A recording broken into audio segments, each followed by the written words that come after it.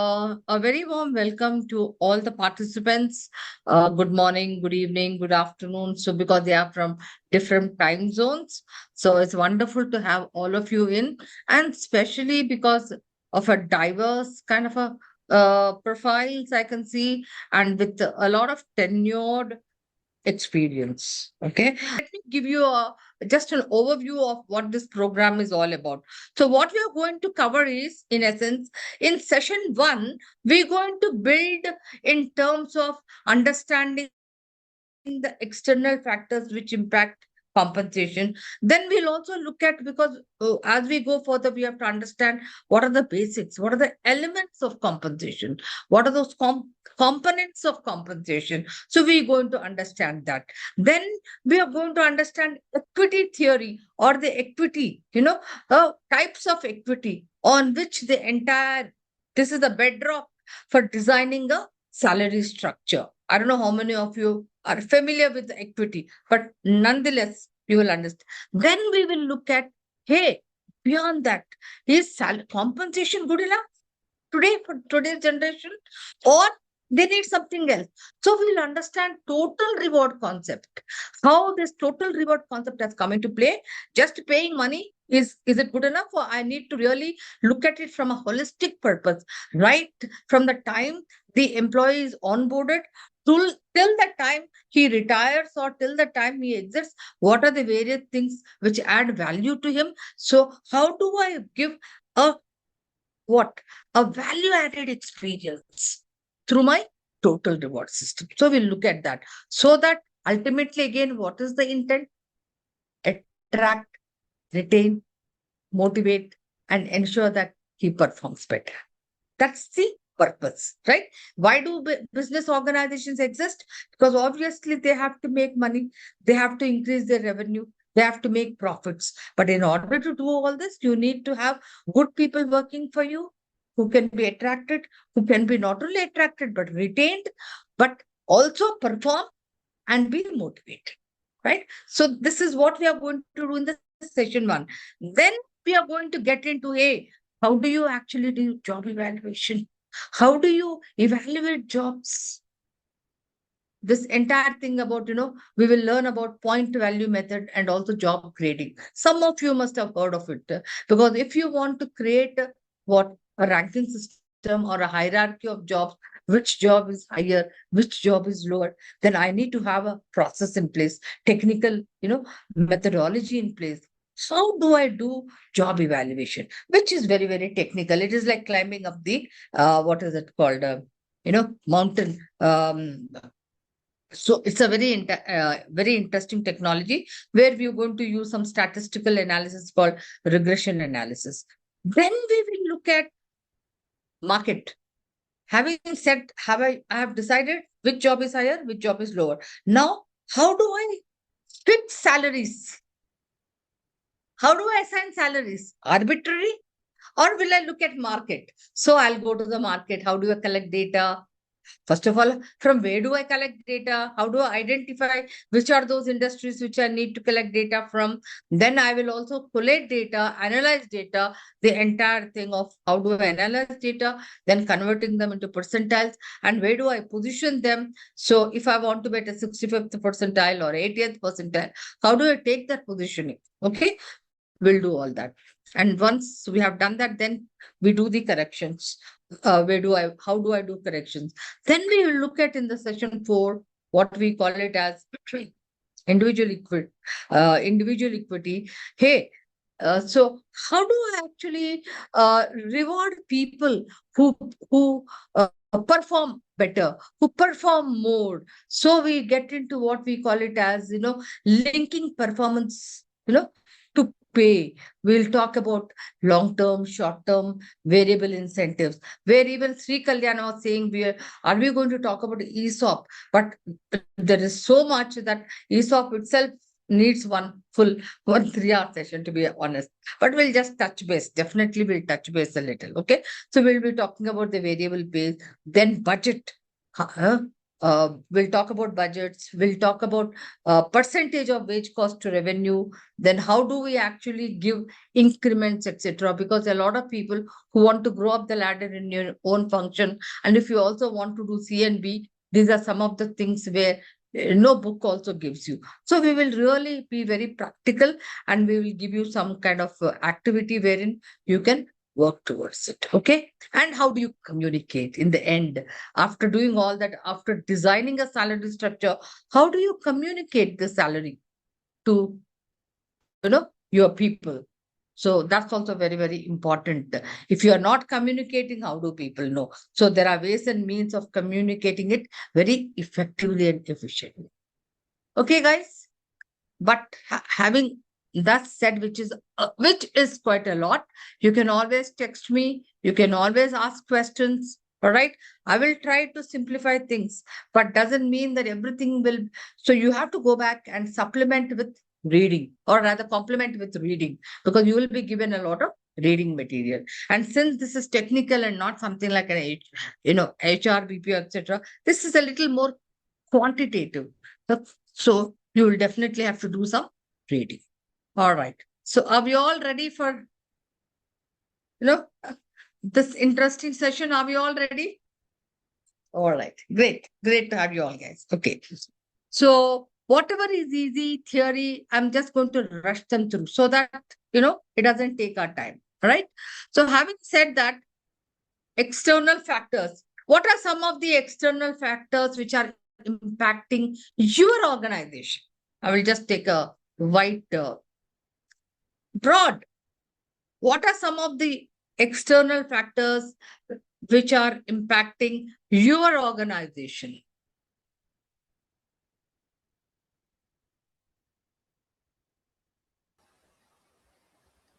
Cost of living, Yeah.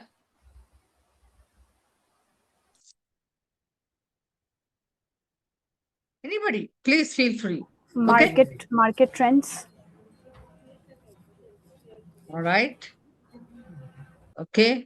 Maybe economy Shall I also say? will able to Okay. impact. Yeah. Market, huh? Trends. All right. New Then labor codes. for India, the new labor code. In fact, that's the talk of the town. Inflation also. Everybody. Yeah. Inflation. I can't hear anybody. Yeah. Inflation. Inflation. Inflation. Okay. Okay. Yeah. Political environment. Pardon? Political environment. Absolutely. I'll put it as geopolitical, Yes. which is a lot these days. We won't talk much about it. cost of living, Yeah. Cost of living, in fact, that inflation,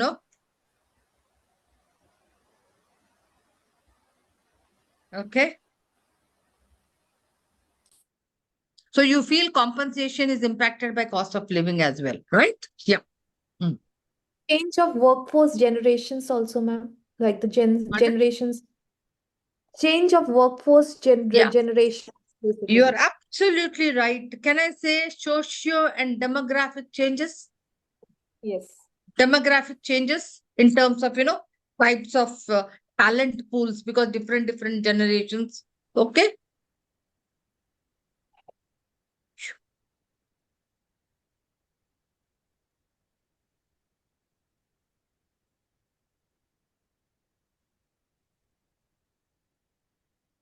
Yeah. Like, for example, increase of women, increase of young generation, etc., etc. Yeah. We'll talk about them. That's it. One last one I can take. Technological advancement. Very, very important.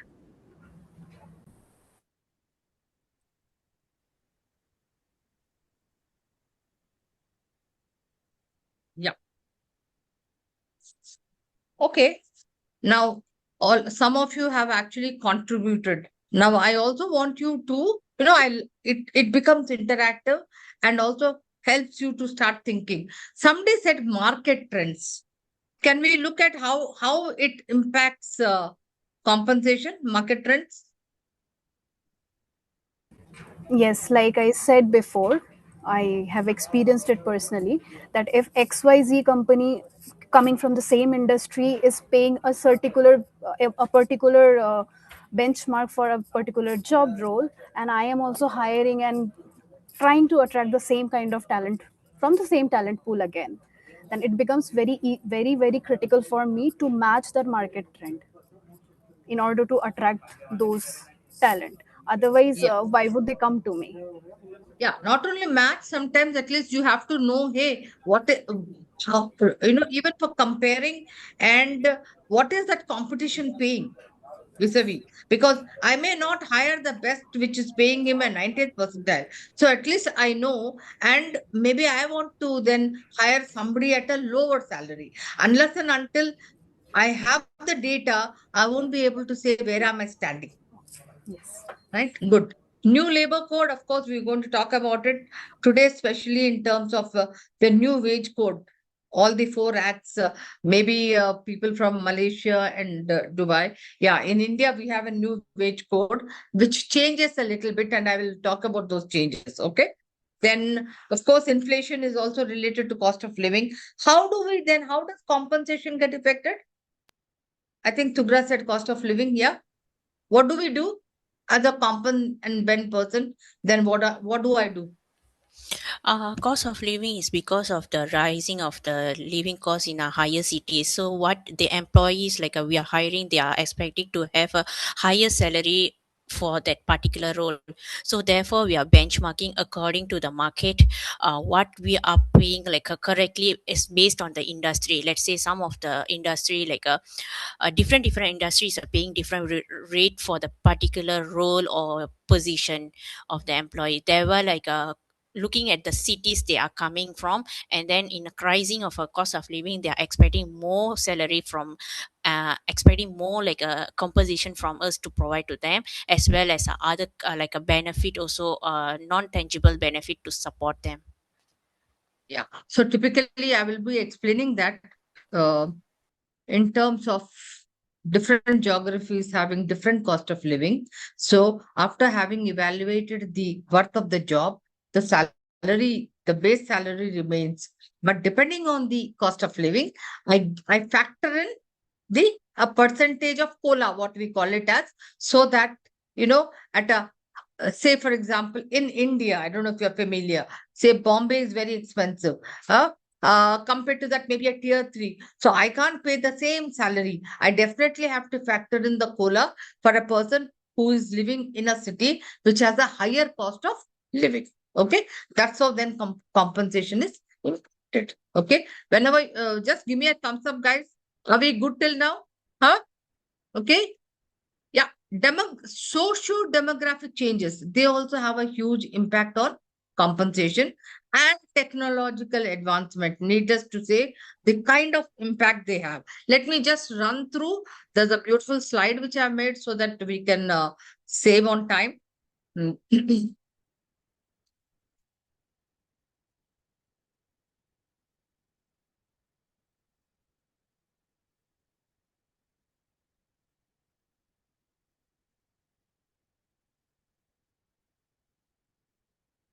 Yeah. So typically, I would actually bucket them into regulatory, labor unions, organize, some of you may be working in, somebody said manufacturing organizations. So typically manufacturing organizations, large public sector organizations, they are unionized.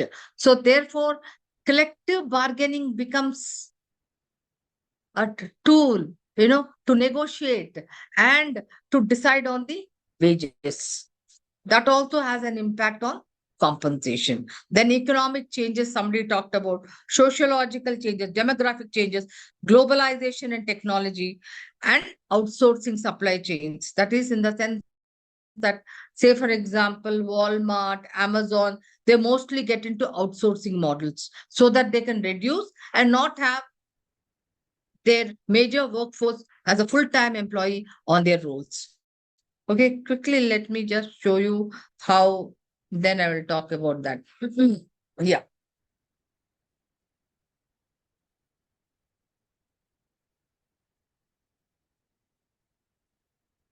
So when we are talking about economic factors, we talked about inflation, cost of living. You can have what? Slow economic growth, or boom in the economy. So when there is a boom, obviously salaries can go up. But when there is a slowdown, what will happen typically? Right now, some of the organizations are laying off and even cutting salaries, right? Okay.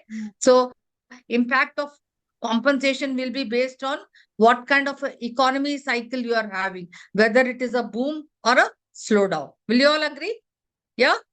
So I've also said, like, during a slowdown, companies will reduce bonuses also, because obviously margins will be less, etc. But during the growth, they will also increase salaries. They will also be very aggressive on increments. Okay. Is this very important? Demand and supply of talent. For niche positions, when there is, when there is a high demand but low supply, then what happens? You as an HR head, you will have to, anybody? What will you do? Increase the salary to attract the talent.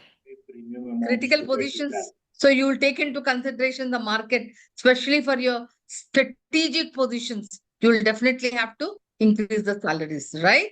So depending on the supply and demand, the labor dynamics play a very important role in compensation, right? Scarcity of skill. Say, for example, in today's times, AI, will you pay him more? But over a period of time, there will be training center, there will be more number of people, then obviously then you will kind of, the salary gets plateaued. It doesn't increase. So what happens typically, as I said, the roles which have scarce skills will have premium pay, and skills which are in supply marginal, like administrative roles, etc. Like, for example, very soon with the AI skills, that guy will get more, and person with no AI skills or even other premium skills will get a kind of an average salary. Okay.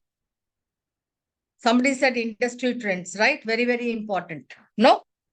Because you also need to look at profitability. What are the similar industries, pay practices? I can't be different, because obviously I take a dip into their talent pool, like Sneha said, right? So high growth industries will definitely pay higher. But if it is a traditional industry, I'll be very conservative. Somebody said, Sri Kalyan said ESOP. Most of the startup companies, what do they do, Sri? I think they depend on ESOPs to get the right ESOPs. Why? They want very good people and they want them to stay for a longer time. So they'll say, hey, you also become a shareholder, right? So they will give them ESOPs. ESOPs is actually a retention tool. Retention tool, which may be for 3 to 5 years or a little more, because then the startup will get into the growth phase. All right. Manufacturing organizations. Remember, guys, all component guys, one metric, very, very, very important. What is that metric? But wage cost. Wage cost to turnover. That is a very important metric. How will you what is it, measure this metric, or how will you get it? Take your payroll wage cost divided by your revenue, and then compare it with other similar industries. So typically a manufacturing organization's wage cost to revenue should be only between 4 to 6%, because what happens if your wage cost is high? Quick, quick, what happens if your wage cost is high? Profit is It will low. affect the profitability. Absolutely. Hey, I'm in business here. So obviously I run because I want to have profit. So if I'm going to increase the wage cost, that's why whenever as an HR I go and say, sir, we want, I mean to the CEO that we want to have two full-time employees or three, he will ask why can't we do it in the other way? Because it's going to increase your wage cost. So and how will you know that you are within your wage cost? There's nothing absolute. You'll have to check with your peer industries. Now you will say, I don't get data, but is there a way to do it? Very easy. Look at published their P&L, published, these annual, every company has to publish data. It's open to everybody. So there you will get their revenue, their wage cost. Simple, take the numbers and see. So, and there are those established trends saying manufacturing should be between 4% to 7%. IT typically should be 30 to 40% for this, this kind of an IT services this much. So if you are not well within it, that means you have to internally then say, why am I paying more than the other industries, other peer industries? Okay. So obviously you will have to keep an eye on that as an HR head or as a competent person. Have a look at it by technology. I want somebody to talk about it. Does technology impact compensation and how? I think it impacts a lot. The growing demand in IT with the new roles, Huh. obviously, it demands a higher package in the initial stages of the that particular software or a technical disruption that happens. Okay. So you're talking about if a technology is really premium. And if that IT company is working on that, we'll have to pay higher salary. But think in general, in a broad sense, how technology helps and impacts compensation. Not only I'm talking about IT companies, HR wanted to be digitized for Yeah. the Yeah, last many years. They would correct. always say, we want to digitize our PMS. We want to digitize onboarding. Today, tell me after COVID, which function is not digitized? Your onboarding, your, what is it? Acceptance letter, release of letters, everything is digitized. You agree? So Correct. that means something has pushed us. No? COVID has literally pushed us to become digitized. So everything we do, even employee engagement, we are doing it in vacuum, digitized, virtual space. All our Yeah. HR activities are happening in virtual space. You agree? Yeah. So More what is important, technology has also changed the job roles for individual. So few, what has enabled earlier, say for example, I was the senior vice president for Sutherland. If we had to get people, so we had to get people location specific, and if we were not getting, then we had to get it until quotas from elsewhere, give them more salary. But today location is no constraint. You sit anywhere and you work anywhere, so that location dependency has gone, and we have also taken out that location. Then no, we say we can pick up anybody from anywhere because you can work virtual, unless and until it is a client facing thing, very important, very particular, and the client says no, no, no, he has to come to office, etc. Otherwise location. So two, because we are able to automate most of our any process which can be repeated, like an onboarding, like an orientation, submission of forms, release of documents, release of orders. We are able to save on money and then pay for premium positions, because budget is very important. Are you with me? Yes. One question, would we be also covering what are the new AI trends in CNB right now? Last session I will do that, only Oh, because Shibi is interested. yes, yes. We'll do that because for me it's always we will. So whatever is something known, I will just rush through. Whatever is critical, because then you can always read. So here I'm just trying to ignite your minds. All right. So AI, how? So everything is. So today you can automate, you can release those jobs, and then you can actually then pay better salaries for premium positions. You can also, obviously, because of technology and then globalization, you are able to also take jobs to different places, right? Earlier, it was not possible, or the entire game of outsourcing happened because of that, because of technology, because of that. Hey, for a software, I have to pay so much in America, something like $60,000 to $80,000. The same thing I can actually do it with what, just about 3 or 4 or 5 lakhs, right? So till the time that you have what we call it as economic wire, that means till the time there is financial, that margin is there, you are playing with this. But the moment that margin is not there, then you are not able to outsource the job or shift the job to different locations. Of course, that does not mean like today some may say, because in USA people are saying, hey, you have local jobs, localized protectionism. No, I would say globalization is evolving now. You know, you can't say globalization is gone.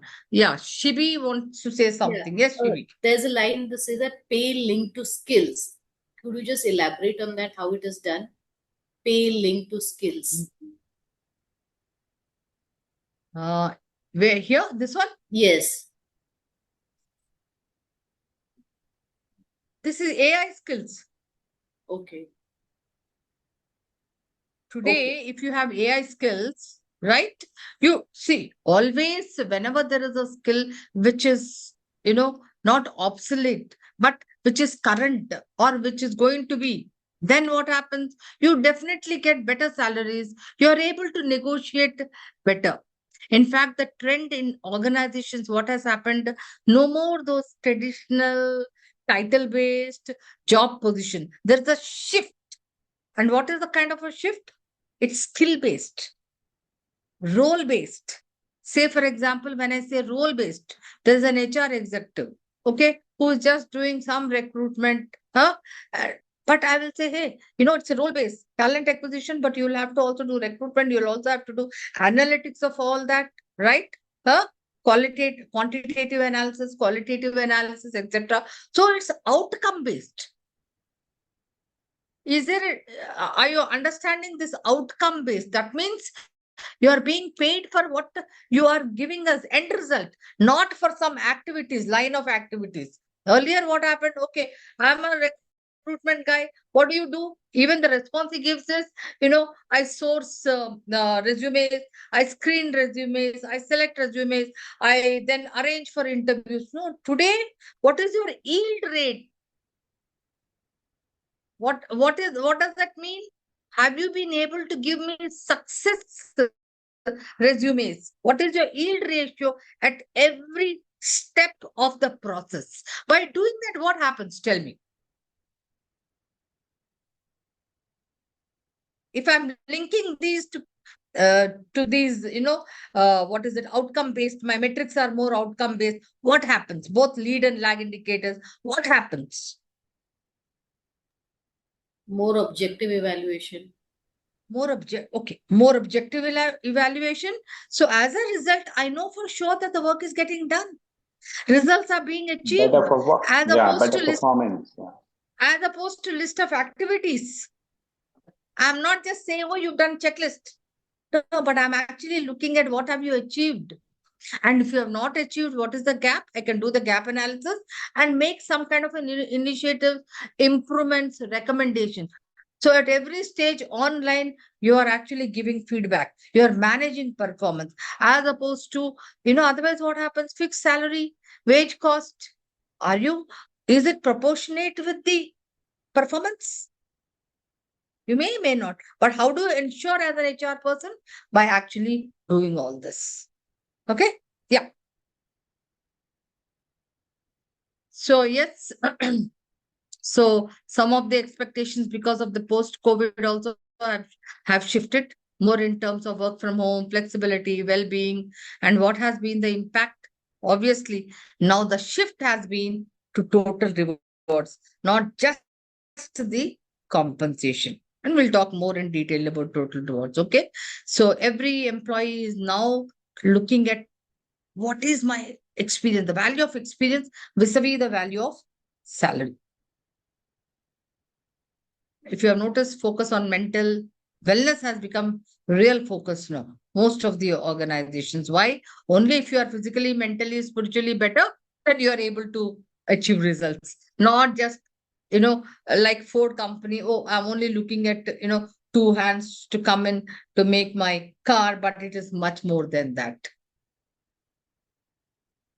All right. So we talked about globalization also, where uh, um, in globalization, of course, one thing has happened that now most of the organizations are benchmarking their salaries for its top positions at a global level as well, right? Okay. Unions, I already spoke about that, the collective bargaining helps them to agree to wage agreements. And then, irrespective of anything, what is the negative impact of collective bargaining?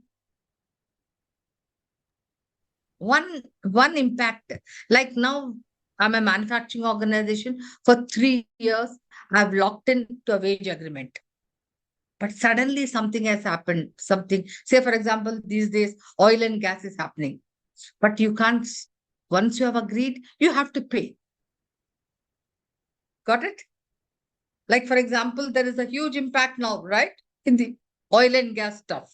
But you cannot say, hey, because of this geopolitical thing, now I can't pay the salaries. Once you have agreed a wage settlement, you have to pay that. So there is not much of a flexibility when it comes to once you have agreed with the union that this is what you're going to pay. All right. I want to give you one um, okay. You can do the group activity here itself. Either you can choose an IT company or a manufacturing industry. I don't know, majority is IT or manufacturing. I want to know what are some of the key external factors which are impacting this industry and how will they have impact on compensation? 5 to 6 minutes. That's it. And known industry. Okay.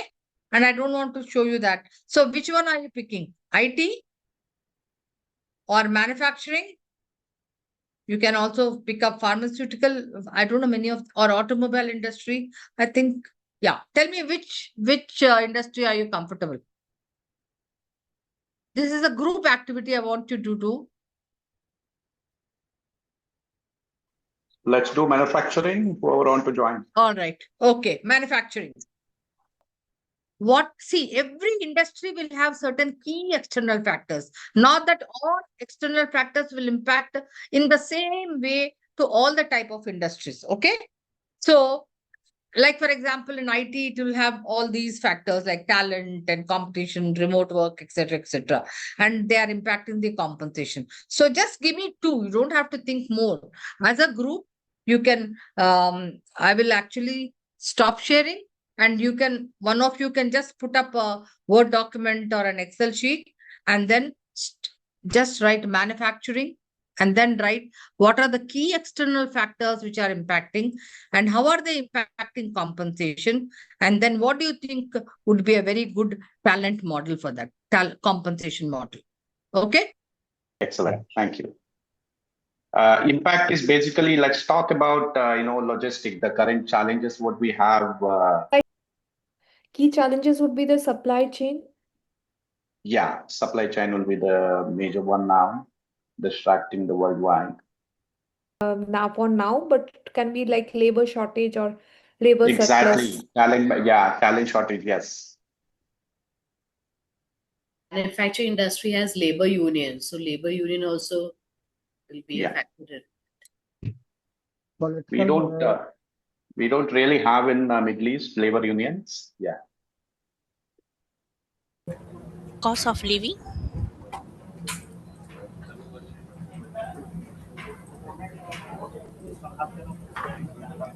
So far, you guys are doing a good job. 3 points, very, very, very, This relevant. Cost of living will definitely come under the what are the factors which will affect, which would be the second question, I think, which ma'am has mentioned. one Like, important thing which we need to consider, I think, is the compliances and the yeah, social the security part. Yeah, the health and safety also forms a key important external factor, like the environmental factor. Government regulations would also be a part of it, I believe, because a lot of minimum labor wage act and those kind of acts are involved here. Yes, Neha, I compliance. want to reiterate, you said I believe, but it is definitely, It is. regulatory, because I thought I'll cover it a little later. I wanted to cover code of wages as well. So regulatory is a very important external factor. Mandatory compliances, etc. Absolutely.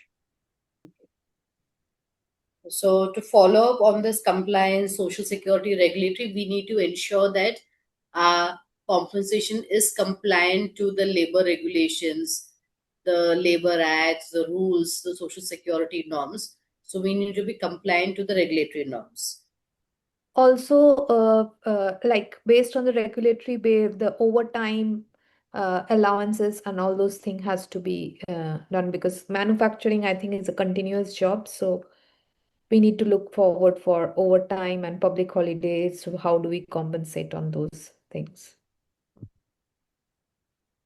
Since you're mentioning it, like say for example, when you talk about complying with those overtimes and other things, so when you're talking about regulatory and compliance, all the laws actually make you ensure that you're compliant in terms of number of not only right from the payment of wages and how much of wages, but also in terms of the OSHAs and number of hours and everything it takes care of.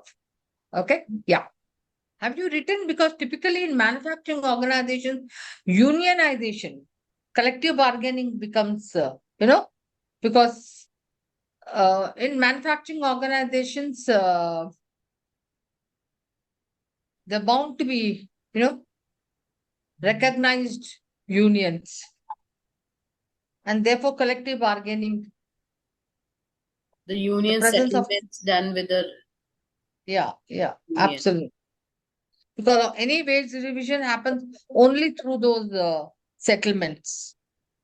Then considering the talent pool, Structures. ensure that the compensation is attractive enough to to attract the talent pool, so do not have a shortage. We are able to attract manpower. Yeah. So typically, if you see manufacturing organizations, because they are capital intensive, they'll try to keep their costs low. So in terms of salaries, there would be cost leadership in terms of what I'm saying when I said cost leadership. They will not be able to pay like the Googles or the Microsofts 90th percentile. I mean, lead the market, whereas they would be around the average, excepting for maybe 2% or 3% of their positions. Like, say, for example, supply chain guy. So he's going to be a very, very critical person. So they may, benchmark him with the best of the supply chain companies. But for the fact that the rest of them, they would be paying at a much average level, because they don't need top end skills, because they will go, it's process driven, it's more of SOP. So following the standard operating procedures, average worker who understands, so they'll be more on productivity, comparing productivity indexes, etc. So because their margins will become less if they pay high wages, right? All of you are in sync with it? Yeah. So I think somewhere or the other you have got an idea about, yeah, good here. So now you understand how the external factors impact compensation. Okay. All right. Let me quickly share the slide which has some regulatory stuff. Okay. Now I just wanted to share that. Yeah.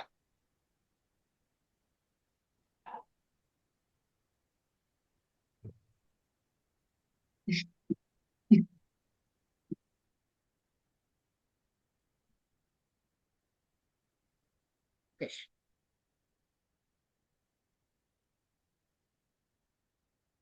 when we talk about in general, regulatory is very, very important. In different countries, different regulations are there. But be it any country, as per the UN, there will be regulations with regard to wages, with regard to occupational hazards, with regard to health, security, that is wages, protection, etc. Now, in Malaysia, I do not know. Truga, you want to share one or two laws which are there with reference to especially wages? Like, is there something with regard to minimum wages? Is there something regard to by what time you need to pay those wages, etc.? Are there Yeah. some regulations like that? Yeah, for the example, for the manufacturing industry, the regular wages for the operators to be hired is like they have a minimal wages that we have to pay them, Okay. which Okay. is entry level or experience level. We have to use that wage what is provided by the government to be paid them. Okay. So you definitely have And wages. I mean, the minimum wages with regard to what should be paid. All right. yes, What and about? I think Dubai. Does it have any? Yeah. So, Nivedita, could you throw some light on that? Ma'am, we do not have as specific as a number called the minimum wages, but they say that we should be paying within the first 10 working days of the month, no later than the 15 days for the next month. The wages should be paid. Then Paid. the for the blue collared workers, if they are below a certain wage limit, then you should provide accommodation and all those transportation charges. Then we need to pay their health insurance, and also these are the mandates which are there for the label. Okay. Okay. Now, with respect to India, we have a major change. So, the consolidation of 29 laws have, there's been a consolidation of 29 laws. And now, what we have is four labor codes with respect to wages, social security, industrial relations, and OSH. It is anybody who can say what is OSH, especially related to manufacturing, Organization, health and safety. safety, health hazards, occupational health hazards. So very, very critical. So today we'll only talk about the wages and the social security. We won't talk so much about the safety. That will get into another legal session as such. So what is relevant with regard to the wages? I will just highlight it. What is the change which has been brought here? You know, consolidation of four wage laws: Payment of Wages Act, Minimum Wages Act, Bonus Act, Equal Remuneration Act. These have been all consolidated. What has changed? What has changed? Earlier, there were, wage definitions were all different. Now, what do we have? The definition of wages. So, what does wages mean? Basic plus DA plus I've added retaining allowance for all the people who are in India. You might wonder, what is this retaining allowance according to the code of wages? In India or even abroad, there are industries which are seasonal. Like, say, for example, sugarcane industry, or for example, we also have certain other industries which are seasonal. So now you want to pay some salary during the non-seasonal time so that the person can come back during the seasonal time. So that is called the retaining allowance. Okay. This is not the retention allowance which we typically have. So this is that retaining allowance which you are specifically paying for those industries which are more of seasonal in nature. Okay. Now, as for the new code of wages, wages means basic plus DA. You can just stick to it because most of the industries have DA is also given to public sector, etc. It is basic. Now, what is interesting here is, say for example, what is uh, earlier you could pay 30% basic and 70% could be all the other allowances. But here as per the regulation, as per the code of wages, your wages should be 50% of the total remuneration, equal to or more than 50%. Okay. What does that mean?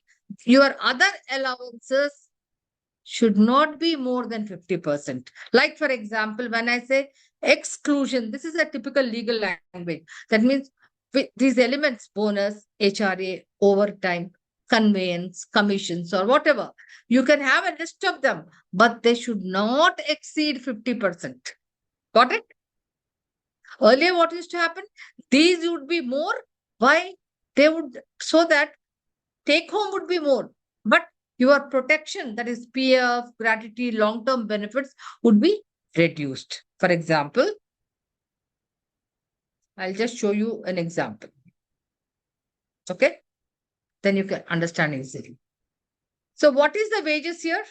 What is the salary? Wages. His total salary is 45,000. So, what is his basic plus DA? 18,000. 18,000. Allowances are 27,000. We are not getting into what are those allowances. We only are talking about the amount. Now, maximum exclusions. What are exclusions? These allowances. They should be 50%. So 50% of 45,000 is how much? 22,000. That means what? You have an excess of how much? 27,000 minus 22,500, 4,500. Now, where should this go? This The should basic. go to here, 18,000. That means you will increase the 18,000 by 4,500. So it will add up. Okay. It will become 22,500. Now, what is it according to the code of wages? Now, nothing has changed. The same principle, PF. So, but 12% on not 18,000, 12% on the new salary, which is 2,700 as opposed to 2,160. So what has gone up? The contribution of PF by the employee. So therefore, the contribution of the employer has also gone up. Are you getting me now? Yeah. Now, obviously, gratuity also will go up. Okay. So long-term benefits, which are called protection benefits, they have gone up. The calculation of PF gratuity remains the same. What has changed? Only this, that the allowances should, the basic plus DA should be either equal to or more than 50. But this change itself is going to make a huge difference in India. Okay, guys? So I'm not getting into this because, yeah. Now, with regard to the minimum wages, every state would pay on its own. But now, the change made by the Code of Wages is what? The central government has introduced something called floor wage. That means that is the minimum wage. Now, every state can pay more than that, but not less than that. Are you with me? But of course, with minimum wage, again, there are three groups. What? Skill level, geography, cost of living. Those three types are still applicable. But the floor wage is going to be introduced by the government and you can't pay lesser than that. Earlier, you could pay lesser than that. Got it? That's the important change. Well, we are always fighting for this. I don't know how many are you all familiar with this Indian environment. This is a famous one BD case. You know, BD means in local language, it's like a cigarette. I don't know how many of you, you actually roll a tobacco into a cigarette. Local cigarette, it is called BD. Okay. Anybody who does not understand BD? Huh? You know, you roll it like that. That's tobacco leaf. It's called BD. Now, these BDs are being made by both male and females. Okay. Now, what happened? The male was getting 100 rupees and the female was getting only 60 rupees. So, this case was fought. Effort is the same. So, why gender discrimination? If you are putting the same effort, same work, you should be paid same. So, here now, So the Equal Remuneration Act has also been consolidated here. And now, so we say same work and a work of similar nature, people should be paid the same salary, no gender discrimination. That means it's also linking up with DEI, diversity, equity, and inclusion. Very clear, guys? Just give now. What are we talking about?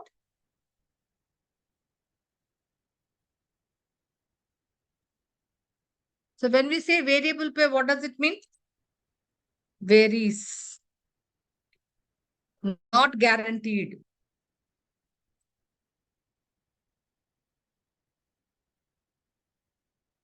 Okay. Now, when we talk about variable pay, A, it is for performance. That means you perform more, you get more. You don't perform, you don't get. So in that way, organizations, what happens? They gain because they don't have to shell out money to by not, results are not there, but yet, they're leveraging on performance. They get more performance, obviously, they're able to pay more. Okay. What kind of organizations will use this pay for performance and keep the base salary low? Where you want to make revenues, more revenues. Sales Huh? mostly. What type Sales of jobs. huh? Sales jobs? Sales Can I say jobs. retail? Retail. In retail, you'll have salespeople where you will have sales linked incentive schemes, right? Will you have insurance also? Sell more insurance and get more money? Promote. So wherever you want to drive numbers, to motivate them, to incentivize them, you can link the performance to pay, so that if say for example Nibetit as a person who wants to make more money, who's smarter, and I know on the other hand Sneha says, oh, this is good enough, so if I'm paying the same money, Nibetit also won't work hard. So how do I motivate people who work better? By linking performance with pay. So this is one. Now this performance can also be linked. Can I only have individual like a salesperson? I can also have at a team level. I can also have at a unit level. I can also have it at a, right? At an organization level, I'm sure all of you are familiar with it. Profit. Whenever you make some good profit, organization gives you bonus at an organization level, right? At a unit level, if you have made a good amount of money, in fact, most of the organizations, I'm sure some of you are working in manufacturing organizations, have heard about it.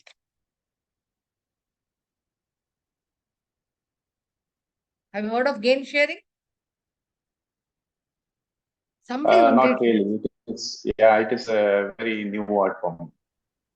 gain sharing. Okay. So gain sharing is a very common incentive used at a unit level, especially in manufacturing organizations. Why? Because you want to increase the product operations, that is at an operation level, month on month, you want to increase the productivity. Okay.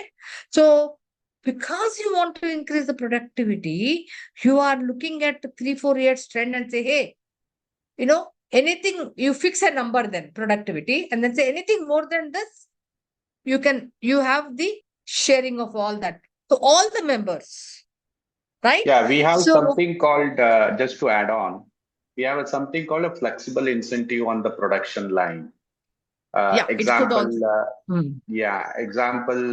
we have $100 million to achieve. If the team is or a business units are achieved more than the 100 million in a year, so they will have a different percentage of an incentive for that. So this is example base will be $70 million will have zero incentive, and then they start with the 70 to 80 million, so some certain percentage, and over and 100 million, so there will be a 130% of incentive. Such kind of brackets we Excellent. have. Excellent. This is so here how it works. So you are given a dollar target at a threshold level. Okay. Now then to stretch, not individual. So for the entire team, because it requires what? Collaboration. Exactly. Yes. Yes. And it requires a lot of interdependency support. Your input goes into this input. Supply So chains. to Yes. Yes. ensure there's a great camaraderie, team building, everything, and stretch. So you are putting a dollar target and saying anything more than that, the entire team can then share into it. And Yes. at different, definitely at different levels, then we. Similarly, in gain sharing, what happens at a manufacturing level, you are looking at productivity number. Okay. There it was dollar target. We are looking at a productivity number based on the past three. Even dollar target here also is looked at past 3 or 4 trends. Okay. And what happens? Then you'll say, hey, if you increase your productivity more than this, the entire team can share that month on month. Now, what will they do when they do this? There will be less rework. There will be less wastage. Teamwork. Yes. Yeah. Teamwork will happen. Huh? There'll be Yeah. higher quality, better quality. No, without teamwork, so all this won't happen. So that's why in to ensure that there is less rework, less wastage, better quality, and obviously then it will have better finances, right? So 3 or 4 objectives will be given, KPIs. So, if they, obviously when there is a reduction in all this, there will be a better productivity. So this is also called what? Gain sharing. So what does it mean? I don't have to pay as a guaranteed. You don't produce, I don't pay. You produce, I pay. Got it, guys? At a perform. So we are actually going to do this in the fourth session. So I don't want to get in much more into it. But yes, having said that, when can I have higher? So most of these salespeople will have a proportion of what 30 will be fixed, 30% will be fixed pay, 30%, and 70%, 70 will be variable. Why? Because if I have higher fixed and less variable, then what is the need? The sales guy will say, I'm happy. I don't have to stretch myself. So you will notice that most of these organizations where they want to increase their revenue for salespeople, insurance people, production levels, everything which is more operational, there you will see that the fixed will be less and the variable will be more. That means you want them to stretch. Now, I want to introduce one interesting thing. I can design an incentive of performance incentive only when there is scope for stretching. Are you with me? One point I mentioned, when there is scope for what? Stretching. I'll give you 2 positions. In the HR, you'll remember, there's a recruiter. There is also a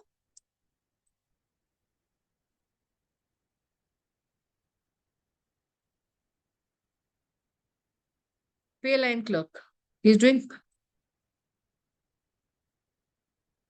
What does a recruiter do? Quick, guys. What does a recruiter do? He recruits people, right? Yes. So what I say, hey, you have an incentive. The incentive can be around the number of positions closed within the SLA of time. Say 6, I will fix it.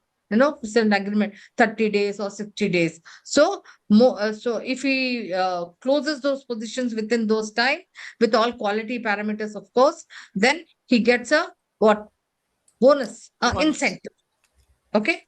Pay line clerk. What is his nature of job? He has to ensure that there are 0 errors in his disbursement of salaries, right? How does it disperse? He has to get all the data, attendance data, this data, that data, and ensure that there is zero. He has to work on a what spell- software, and he has to ensure that there are zero. So where is the scope for earning more? The recruiter or the pay clerk? Recruiter. The recruiter, because quickly he will close positions, he will get them at lesser cost. But the pay line clerk, the scope, the stretch in the job is, elasticity, what we call it as performance elasticity, is limited. Hmm. So as a competent person, when we'll talk more about it, when you design an incentive, you also have to check whether the job has the elasticity, what we call it as performance elasticity. If the job does not have the performance elasticity, and I will have a incentive scheme where I will increase the percentage of variable pay, there is no scope. Say, for example, this is a typical classic case during annual increment. I'm sure you will see, sir, all these other operational people, if you give higher percentage of variable pay also, they will earn. But in an HR, if you have 15% variable pay, what is the scope? We do what we have to do. How will you decide on it? So normally you will see that administrative jobs, HR jobs will have the percentage of variable pay will be much less. Have you seen it? Because the elasticity is not there. But whereas for production people, operation people, the scope for elasticity in the job is higher. So you will have, so that higher performers can earn more money. But if in your HR, two people are there, even if the higher performer will work more higher also, not much of differentiation. There's not much of differentiation in the work between the average and the superior performer. Got it? We'll talk more about it. But have you got the funda? Just, huh? So give me a thumbs up, guys, please. Okay. Yeah. Okay. We'll go back to that. Mm. No, sorry.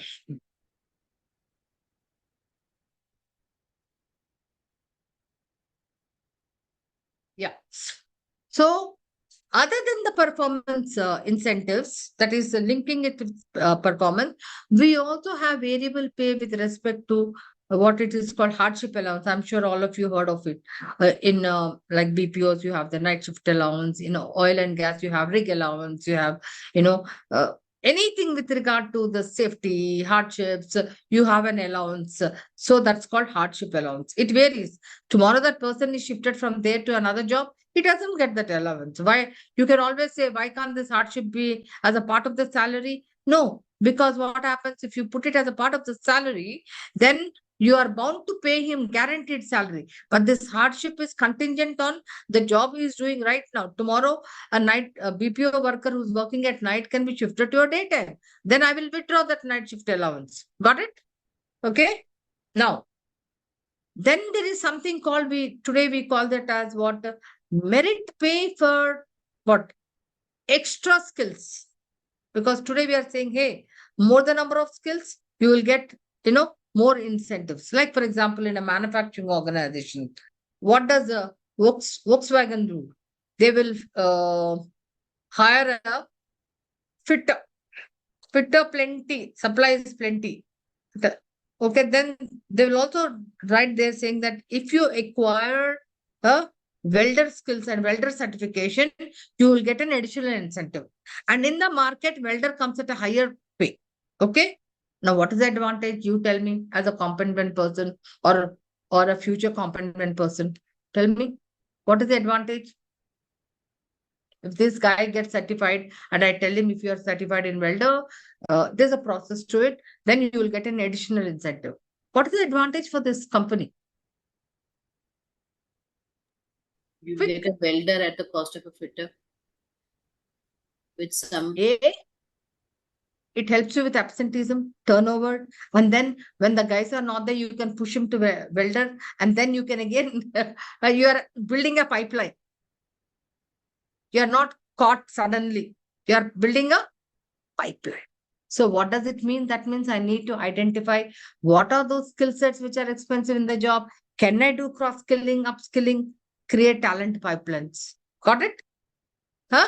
Only when you create that, when you have a good understanding, multi-skilling, what we call it as, only then you as a it is not that, compensation means increase the salary, decrease the salary. No. What are the other alternative ways of getting people? Got it? Okay. So this is what does Citibank, what do? They actually motivate people, for extra skills, extra incentives. So they will say skilling. They will actually hire a BCom as an accountant and say, hey, in 5 years, you can become a manager. How? By actually acquiring what CAIIB, which is a banking exam, which has two parts, part one, part two. In 2 years, if you acquire part one, we'll give you one incentive, one increment. In another 2 years, if you acquire one part two, will give you two incentive, and then you become a manager. So what are they doing?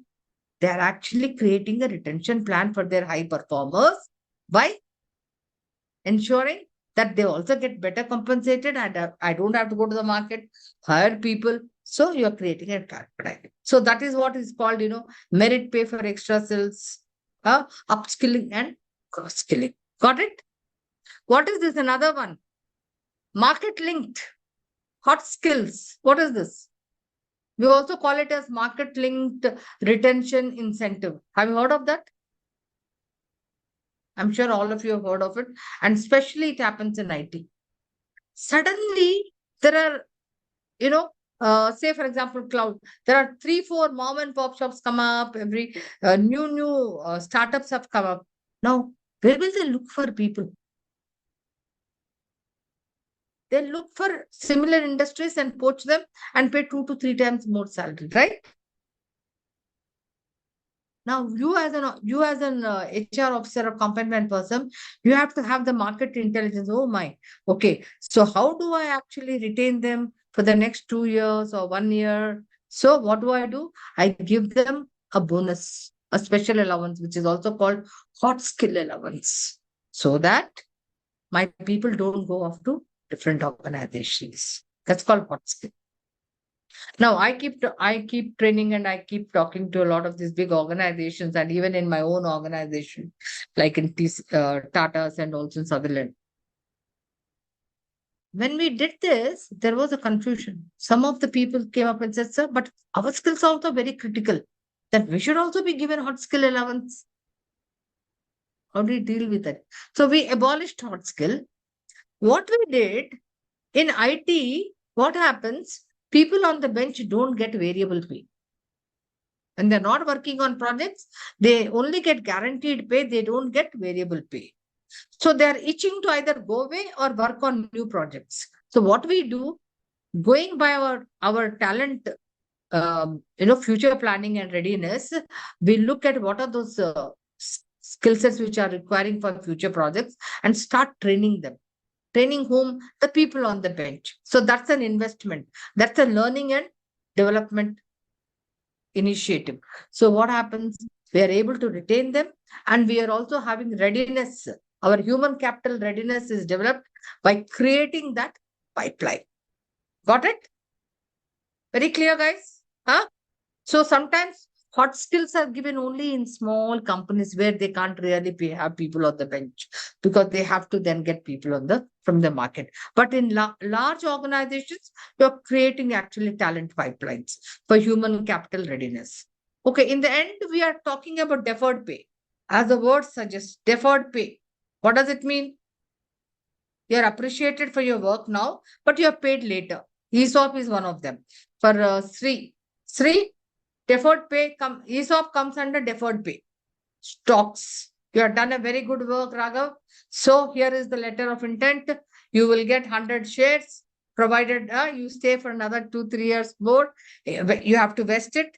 You can't cash it right now. Only after 2 years, then you can buy the shares. So it comes with some conditions. Got it? Okay. Retention bonus. Do you get it on the day you join? No. if I'm saying you have to stay for 3 years, you will get your retention bonus only after 3 years. Even if you have not stayed for 1 day also of that, and no, you will say, no, I stayed for 299 days.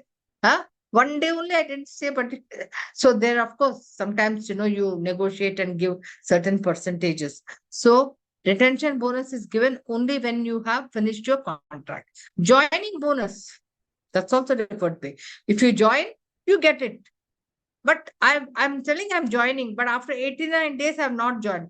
So will you say, hey, give me at least a proportionate of joining bonus? You can't get it. Right? Will you give as a compensation person? Huh? Only if you join, you will get it. Right? So these are the money part of it. Now, in the non-monetary, what do you have? One is the protection programs. There are two kinds of protection programs. One is mandatory, as per the required regulatory, PF, gratuity, ESI, everything, social security. And also there are something over and above. Today, organizations are giving something more than what the regulatory is required, right? In terms of even insurance, they're giving it to other family members, or they're increasing the value of the insurance, etc. Pay for time not work. You have to comply with maternity benefit. Hey, I want to know, in Malaysia, how many months do you get maternity benefit? 90 days. So we are very, very happy. So we are getting, all our women are getting 6 months. Not even USA gets that much. So we have 6 months. Earlier we used to get 3 months only, but now mandatory 6 months. But of Mhm. course, that could have also a little disadvantage, because then they will look at it. Oh, you married. Oh, then you might go for an ML, that kind of Ma'am, a we thing. have 45 days plus 15 days unpaid, which is only 60 days. Yeah, I know. And in fact, last time there was this person. Yeah. But I think India has been very liberal now, right? They're following the European stuff. Huh?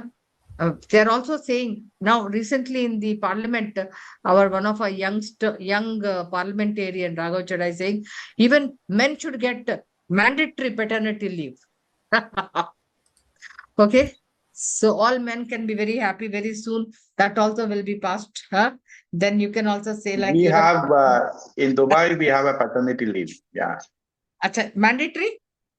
No, yeah, it's a law. We The law, huh? they That's what I'm will asking. get, yeah. Regulatory, because in Yes, Europe you have 1.5 months or something. No, it is Or only German. 5 days here, ma'am. 5 Parental days leave, they only. say. Yes, Yeah, yeah. 5 Parental days. leave, Yes, 5 days. yeah, And yes. where did I hear?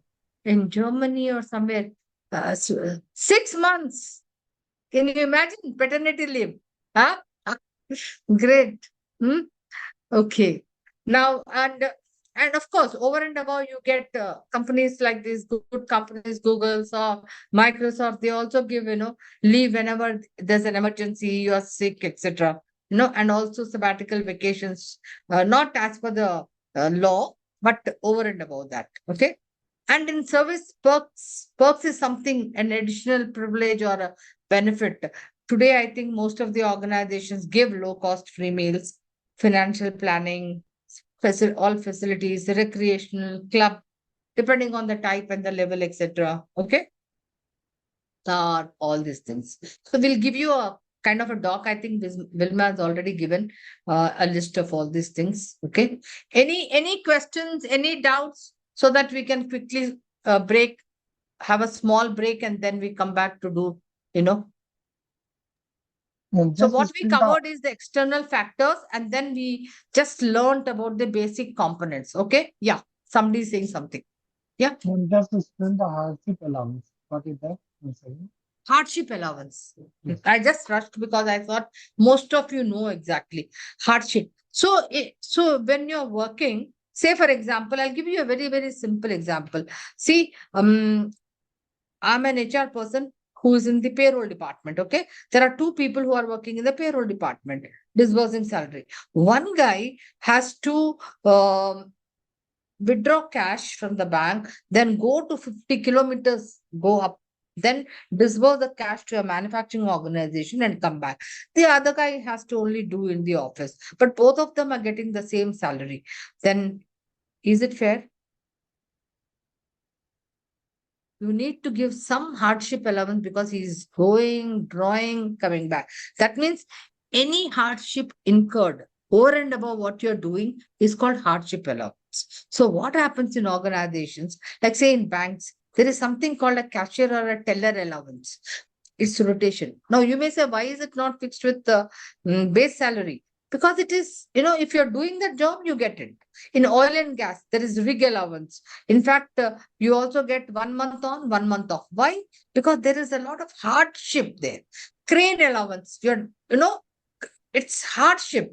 So some people who are working in these blast furnaces, there is this safety, occupational hazard. You get a, hazard allowance. So anything which requires, like a BPO guy who works at night, he gets a night shift allowance. Are you with me? Any Yes. hardship. But the moment you are shifted from there and you're no more working, then that allowance stops. So it's called variable. Physical Understood. hardship. Got it? Understood. Yeah. Ma'am, I Anything else want to know before? a little bit of financial planning. What did you mention on that, on the service and Oh prerequisites? yeah. In fact, I don't know in Dubai, but in most of our organizations, you have an online help where uh, individuals can actually do their financial planning in terms of tax. Sometimes you don't know how much of tax, etc. So even personal tax is also being helped at. So where do you want to invest? All that. That's called financial planning. Okay, So okay, companies are understood. extending that help, professional help, how to really plan your finances in terms of your savings, etc. A kind of a wealth Taxes. management front. Yeah, wealth management, absolutely, and deduction of taxes, because Even otherwise, a lot can go into taxes.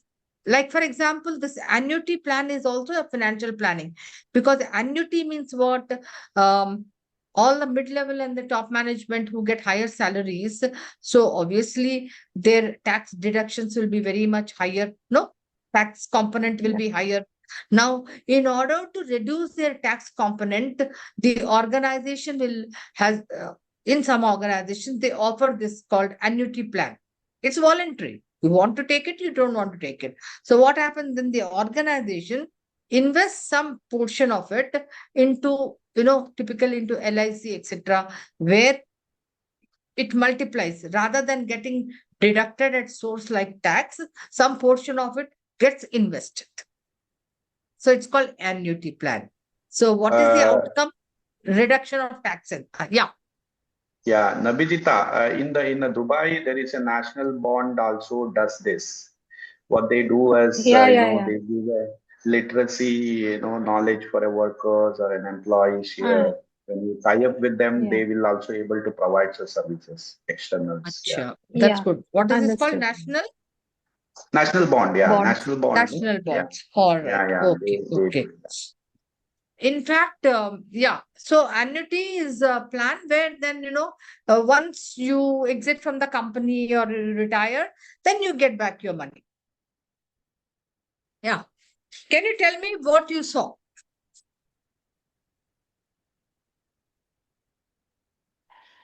Anybody? I think trying to Any feed idea? them. Hmm? You're trying to feed the monkeys? What was the job of the monkeys? The monkeys, what was the job of the monkey? Every time they get some, they had to give a piece of rock, right? So there were two Mm. monkeys, and when one monkey gave the rock, it was given a piece of cucumber. But the other monkey, when it gave back a rock, it was given what? A grape. First time it happened.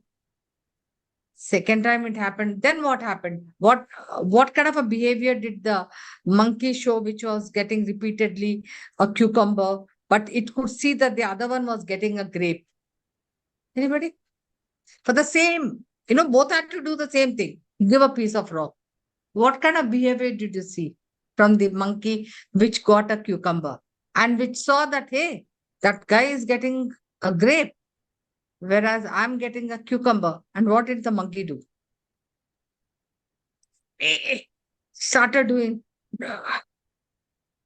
What happens if, say, for example, Sneha and Nivedita, both two HR managers doing the same job, but Sneha gets a highest increment and Nivedita gets a lesser increment? What will you do? Try looking for other job. First complain and then Start look for. looking at the job. Arey, I'm also doing it. Huh? And I will start looking out. But you look out for jobs, but what will happen to your present job's performance? That also will go down. You will reduce. And not only you will reduce, but you will also tell two other people, say, they are making all partiality, no transparency, everything. Let's all go off, to better jobs. So what is this called? So what is this called?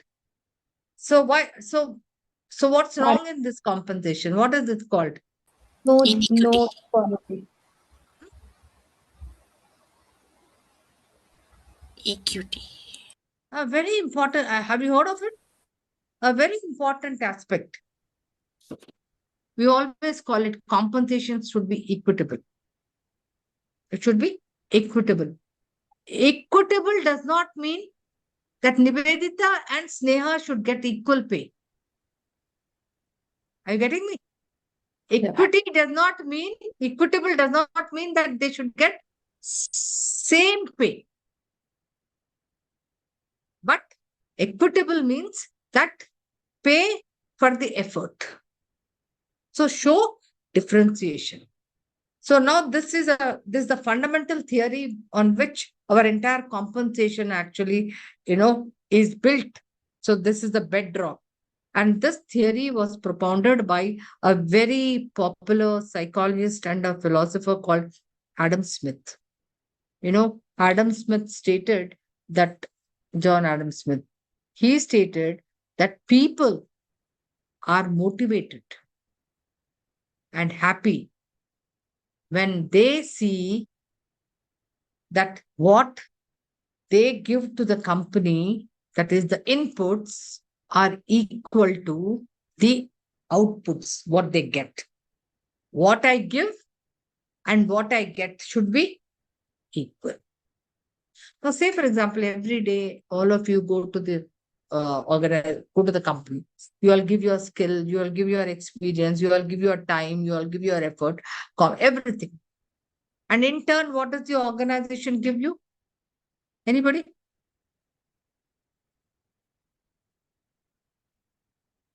Salary, benefits, good maybe positions, good titles, sabbaticals, vacations, everything what it gives, both monetary, non-monetary, everything what it gives. That's called the output.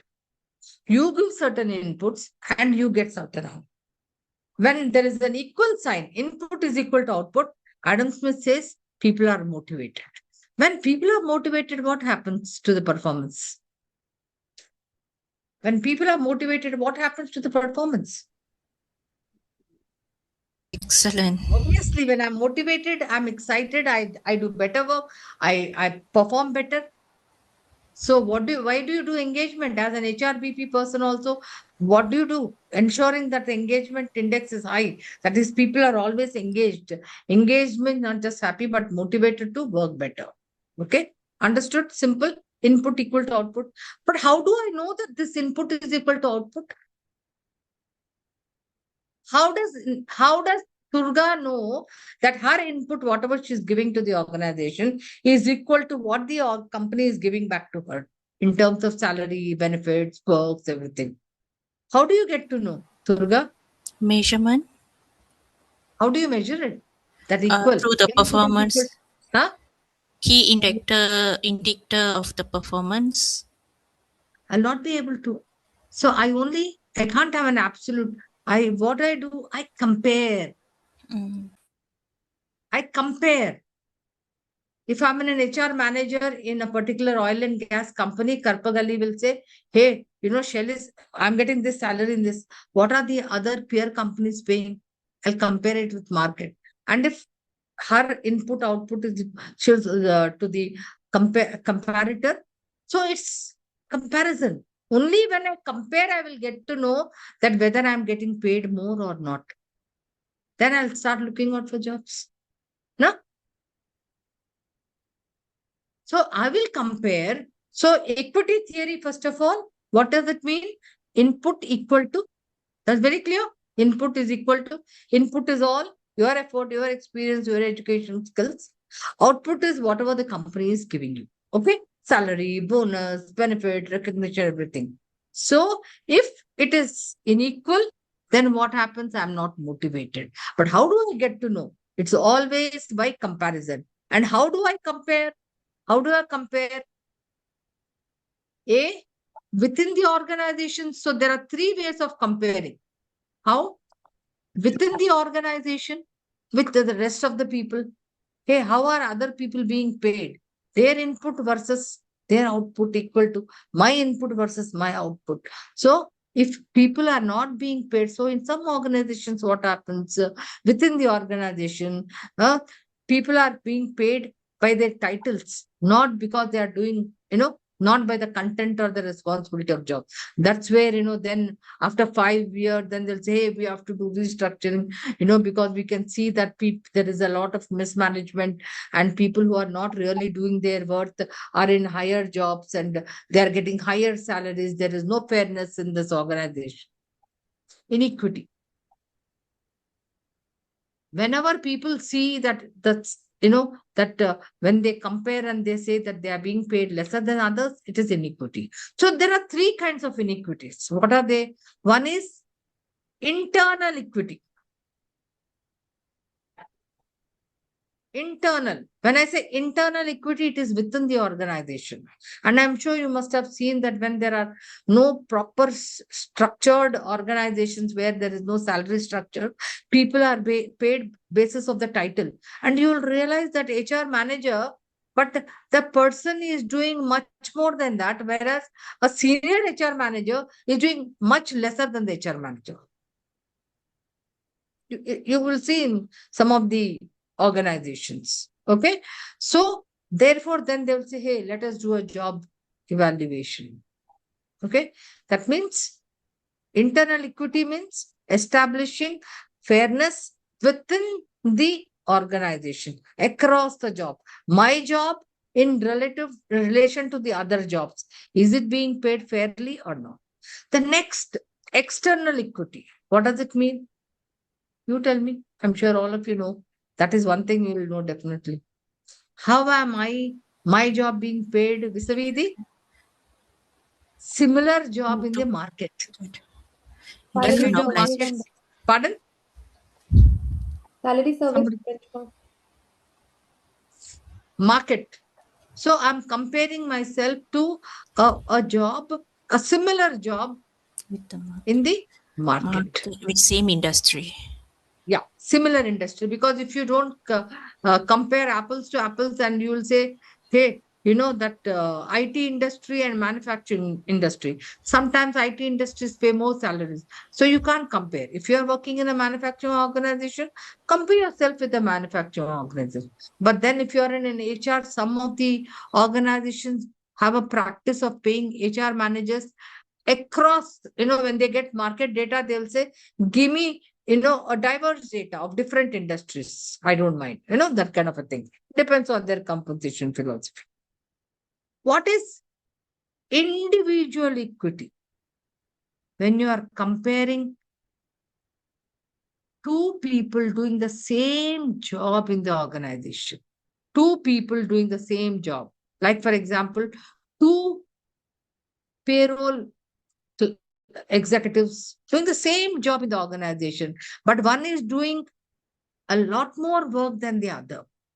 So if you want to differentiate people, ensure that there are more high performers, then you have to establish individual equity. Okay? Comparing what? Two individuals who are doing the same job. Now, having said that, internal equity is established by what? Doing job evaluation. External equity is established to ensure that organizations are competitive. Why do we do market survey and all that? To be competitive, externally competitive. So we do salary survey and all that. And individual equity, we do how? by ensuring that there are pay for performance, variable incentive schemes, so that high performers can stretch themselves, work more. So pay differentiating. How do we differentiate performers? By paying differently, ensuring that there are incentive schemes. So these are the three ways to ensure that there is equity in the system. Equity does not mean pay equally to all the employees. Equity means to be fair in terms of their effort, pay for their effort. Got it? Clear? What is equity principle? Because then we are going to talk about it in detail. Okay. Now, having said that, I have one question, please. I'm yeah, sorry. sure, sure. Yeah, individual equity is a good practices in the market. Just want to understand from this. What is it? Every organization, depending on whether they will have a smaller percentage of variable pay or a little higher percentage, depending on the context. Say, for Mm-hmm. example, a research R&D, pharmaceutical research organization, it cannot afford to have very high variable pay. It will have Mm-hmm. milestones, and because to develop a molecule it takes many years, so it might Yes. have milestones and it will design an incentive to motivate him. Are you with me? Yeah, And depends interesting. again, But it yeah, depends my again team or individual. Yeah. okay, okay. My Like, question, this kind of a huh, practices, example, if you rightly said that individual doing the same job, maybe when we are doing a talent acquisition time, we have set a core competency what required for an employees, and yes. then when we start working on a same job and the compensation are same, and the individual equity will be or in the benefits wise is a different, then we'll have any challenges, or this kind of an individual equity will have any good practices in the market, what level of I practices think, or practice. yeah, you Yeah. are getting a little confused. When I talked about Okay. individual equity, a Mhm. compensation means money, huh? Right. So Right. it depends on output. You are Mm. wanting to pay a certain amount of wage cost, which is guaranteed, but you Right. want to have more money, more revenue, more margin. Mhm. Okay, then Mhm. how do you ensure that your salespeople stretch and make more targets? So that means you Mhm. definitely have to have some kind of an incentive. Right. Right. So this is majorly on the revenue Output, side of output. output. Okay. Recruiters, Okay. recruiters, two Okay. recruiters, one Mm. recruiter. So you don't give any incentive, but just Mm. give them fixed pay. Then do you Mm. think the guy who's smarter guy will work harder? He will say, why should I work hard? I'm also getting, I'm not getting anything extra by doing more Mhm. work, Mhm. whether it Okay. is in terms Interesting. of incentive or any other way. But you have to Right. compensate him, no? Or you are Mm. asking me to come on Sunday. He will say, sir, my wife is sick. I won't. You are, huh? You give him some Mhm. incentive, he will go on Sunday also. Right. Right. Okay. Okay. Got Understood. it? Yeah. Individual. Yeah. What kind of industries are use this kind of parameters? Any industries you can name? Yeah. Most of the I mean, maybe a organizations companies. which are more stability under Mhm. cost pressure, they will Okay. not have high individual equity, means high variable pays. But Right. most of the organizations where they are into, those revenue making, like insurance, retail, e-commerce, Mm. everything, Mm. gig, Such this, industry. gig platforms. How do you generate more revenue? Right. How do you Right. ensure that your employee works harder than the others? And if he Right. works harder, are you giving him some kind of a differentiation in terms of monetary? Interesting. Got it? Yes. Thank Otherwise, you. why Thank should you. I work hard? Yeah. Yeah. Thank you. But then if you are saying, if there is no scope for it, then you'll say you don't even have to have that. Like for example, in Southwest Airlines, uh, typically Southwest Airlines, they don't even have any variable incentive because they have created such a great culture that they only have fixed pay, guaranteed pay. So it depends from organization to organization. Okay. Uh, So before One I go, question. yeah, somebody was, who is that now? Sri or yeah, who has a question? I was only trying to add a point to what Raghav has said, Sure, sure, that please. for individual equity, to the example that what he was quoting, it is an issue everywhere. Everybody is doing the same job, but somebody's salary is higher and somebody's is less because their experience and the last salary that they come from. So hence we have compa ratio where actively the component teams generally look at for a particular business, so that that individual parity doesn't become as an issue. I just wanted to quote that as an example. Sure, sure. We'll talk about comp ratios when we are actually doing market, definitely. Okay, I didn't want to introduce that word, but to put very good to bring the dimension. So, like for example, responding to Raghav's question, two people, one has lesser experience and the other has higher experience. So obviously, you give him a little more than you are, differentiating because you have more number of years of experience. I'm not giving the same kind of a salary. That's one good example. Thank you, Sri. And Shibi Jabi raised a hand. Yeah. Yeah, so tell me, how do companies, try to maintain this internal equity and this compa ratio? Just to explain, what is compa ratio? Comp ratio itself means two factors, right? So, like say for example, Nivedita will say every time I'm is taking only my name. Okay, because I can see Shibi. Shibi is at a level three, a salary range, say from very simple terms, 8,000 to 12,000. Okay, that's the salary range. Range means, it has a min and a max. Now, her salary in that range is 10,000. Okay, salary range is 8,000 to 12,000 and her salary range is, her salary base salary is 10,000. So how do I calculate comp ratio? That means her salary divided by the midpoint, and midpoint means the center point or the midpoint of a salary range. The salary range also happens to be midpoint 10,000.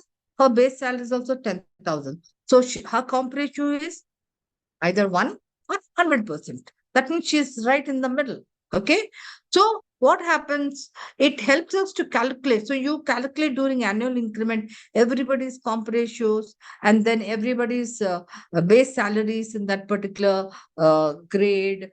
And sometimes when you have to give annual increments, that's the time then what we do is we create a grid where if two people have got the same rating of performance rating of on a 1 to 5 scale, 4. Okay. But you are at a lesser comp ratio and the other person is at a higher comp ratio. So the lesser guy gets more increment and the person with the higher salary gets higher comp ratio gets lesser increment. That's how we start. I mean, Shibi was asking about how do you establish that, right? So, and you sometimes if the gap is very high, you can't do it at one go. Then we will do it in 2 or 3 years, because sometimes what happens, maybe market corrections have not happened, so there is something, we use it as a word called salary compression, so but having said that, then this person, because we didn't do market correction, he's at a low salary, but then she be because we actually hired her at a high salary, both of them doing the same job, she's at a high comp ratio, you're at a less comp ratio, what will happen to you? Say, hey, what is this?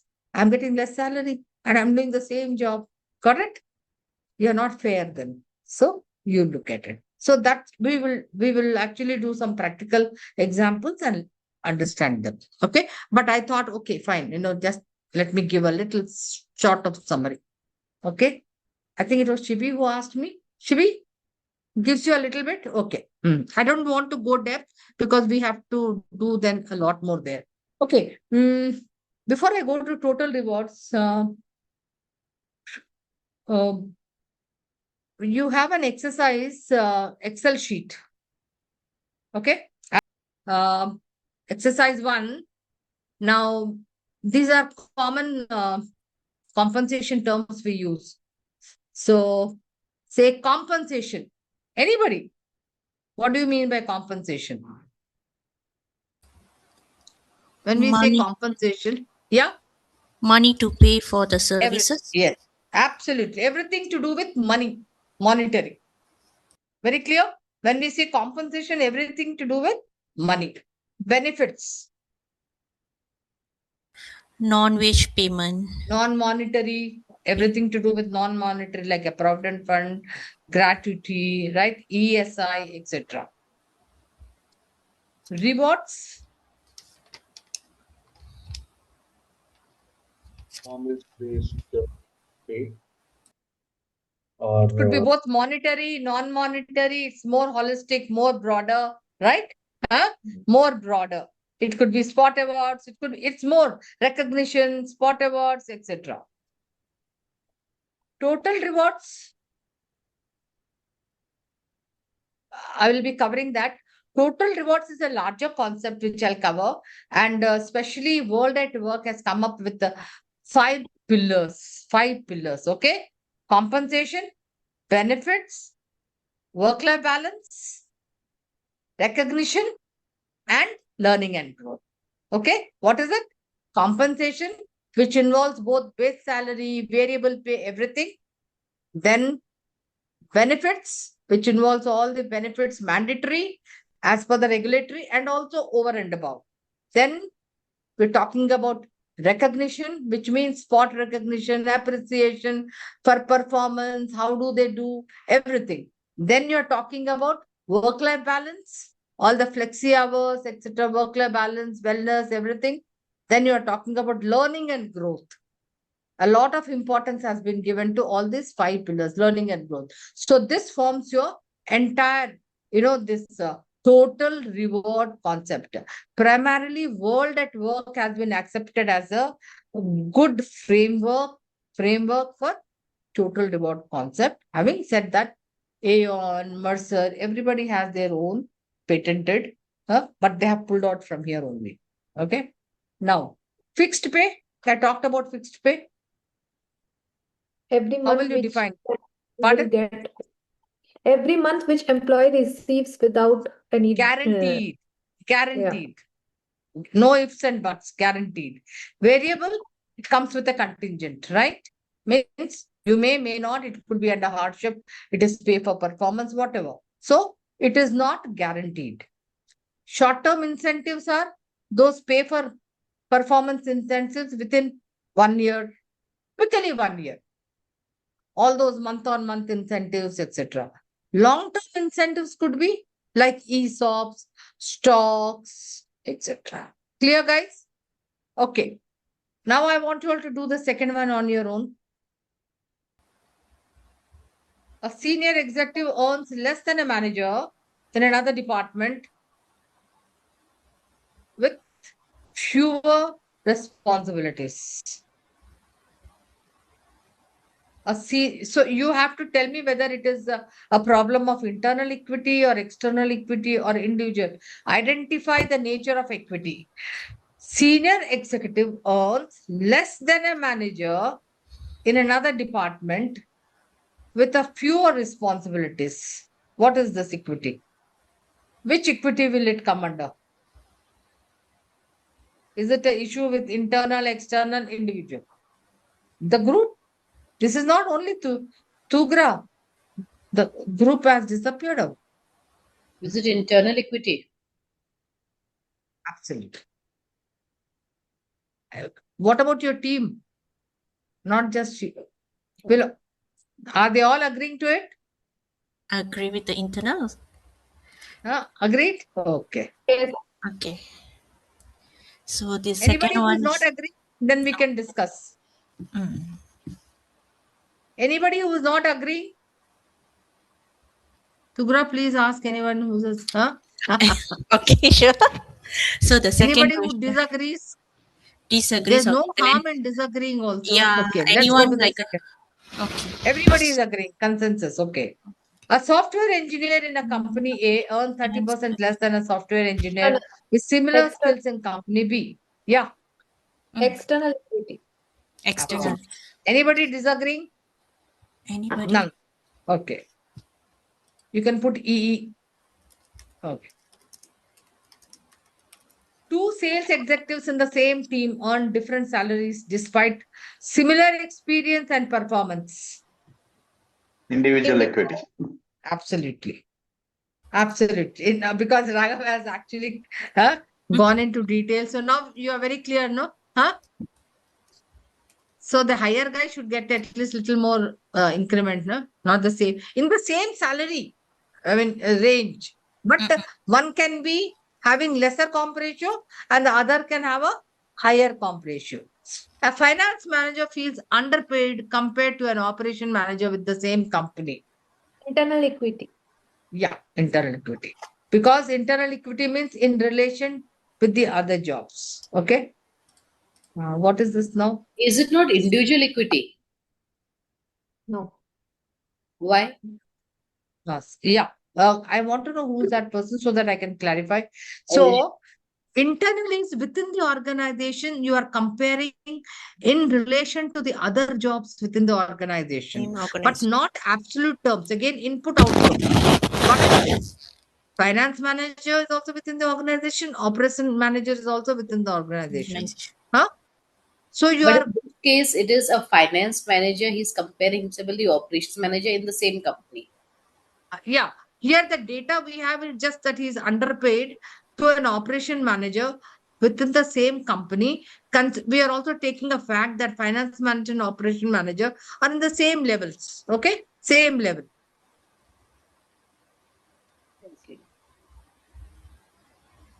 There are some assumptions, but whenever you see that there is some kind of inequity within the same organization, it gets into internal equity. Okay. Now, how do you establish that? By doing job evaluation. Got it? Okay. Yeah.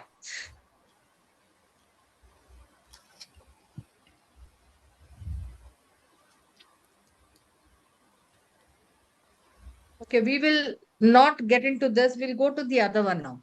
Pay Okay. packet. Yeah. Let's just go to quickly pay packet. Okay. At least just tell me basic pay is a fixed pay, right? Basic pay is a fixed pay.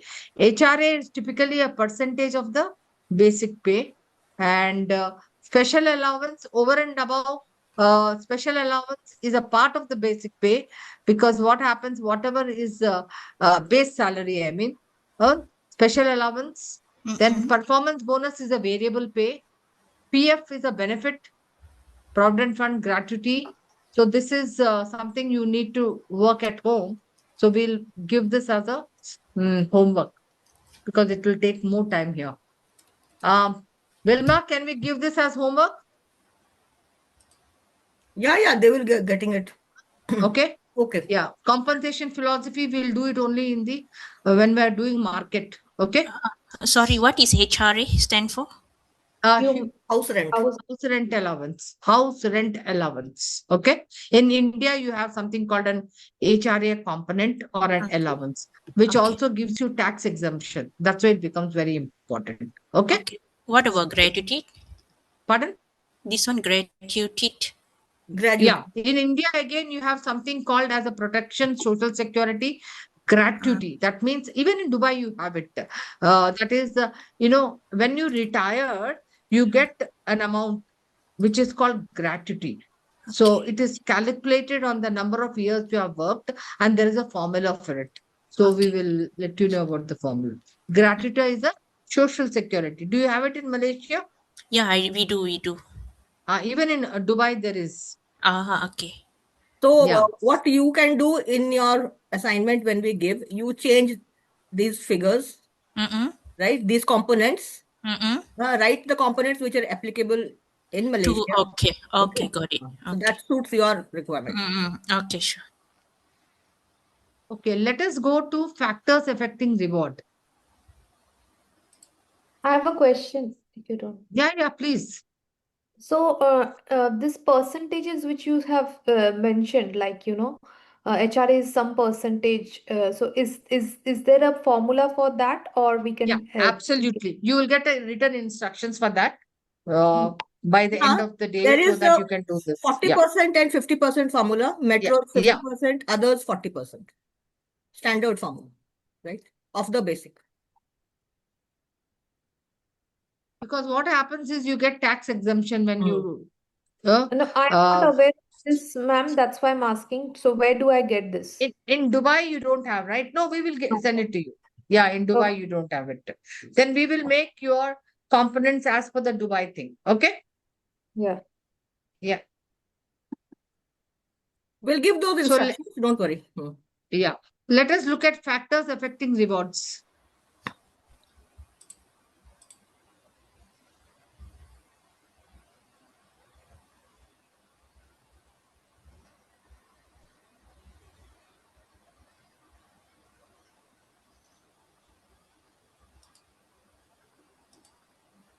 Yeah. Let us just do brainstorming. Say, for example, internal factors which can impact compensation.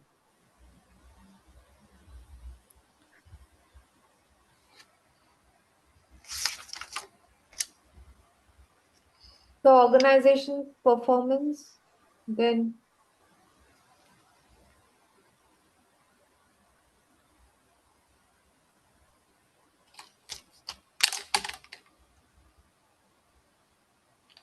Internal factors, composition, decision, yeah, okay, under each category. you are muted, ma'am, if you are talking. One internal factor which can impact compensation. The performance of the organization as a whole, how much has it reached the Mm, revenue target? Business yeah, life cycle, yes, yes. But to business be more revenue. specific, like two individuals, Shibi and Nivedita, working in the same organization, then compensation can be different because of our different titles, different job content, different experience, different Yeah. skills, competencies, right? So I'm just Yes. giving you an example so Yes. that you can go back. Huh? Why should compensation be different? Mm-mm. So some of the key factors are mostly, qualification, experience, right? Yeah. Yes. Okay. External factors, we talked so many. You can Mm. always talk about them, right? Yes. Statutory factors, Laws, depending the on the country you are, Malaysia or Dubai or whatever, you can have, like, for example, in India, I will say, our Minimum Wages Act.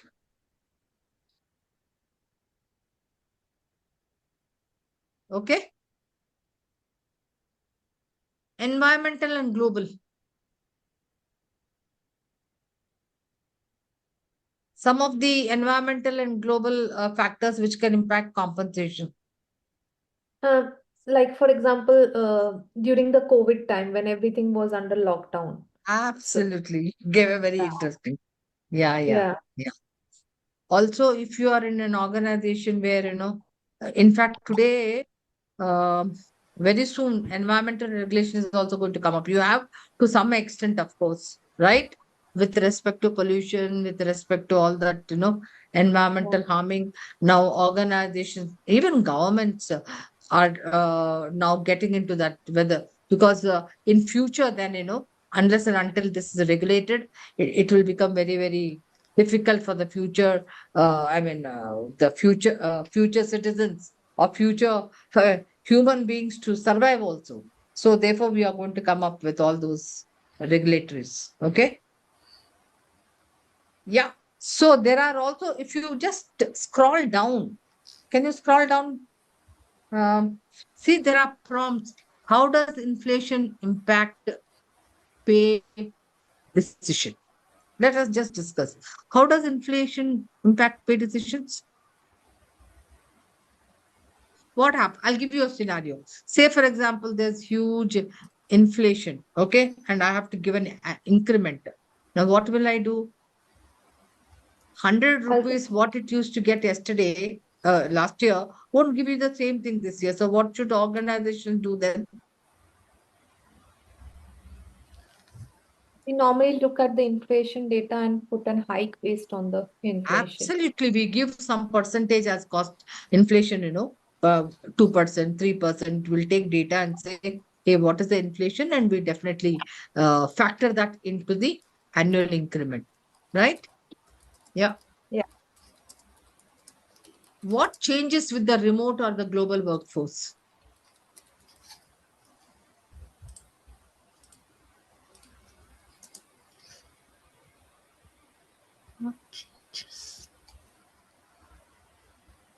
The pool becomes more for in terms of talent, and then Wide. The talent pool becomes very, very wide, right? It was limited earlier. The talent pool becomes very wide. That's one aspect of global yeah, workforce and remote. Yeah. but in terms of, ma'am, if we are hiring from different regions, the only other concern becomes we need to abide by that geography's law. For example, if I'm hiring a person in Europe, I need to abide by the law of with respect to the taxations and all those things which we need to keep in mind. Absolutely, absolutely. Because by, like, for example, multinationals who hire people from different geographies, you have to comply by the regulations and by the wage and by all all the regulations of that country. Okay, all right. Hold on, wages, of course. Uh, yeah, Tugra, can Mm, you just open the code on wages? okay. Yeah, this gives you a list of, all for, especially for people who are working in India. Okay. Um, I mean, after the wage code, what are the kind of modifications or changes which have taken place? You will see, now we have a better standardized definition of wages. Then basic and DA must, this is very, very important. Less, more than or equal to. Okay. Then allowances, traditionally, there were much more allowances, but now they have to be capped at 50%. And then the excess has to be taken into wages. So these are all these things which have become, much better for the employee. In fact, for the long term, his gratuity increases, his PF increases. So these are all things which are happening. There are calculations in it which are self-explanatory. Okay. Now, there will be some assignments and very detailed instructions for you all to follow. So, not to get confused or overwhelmed. All right. So, and also please feel free if you want to have further clarification. Okay, guys.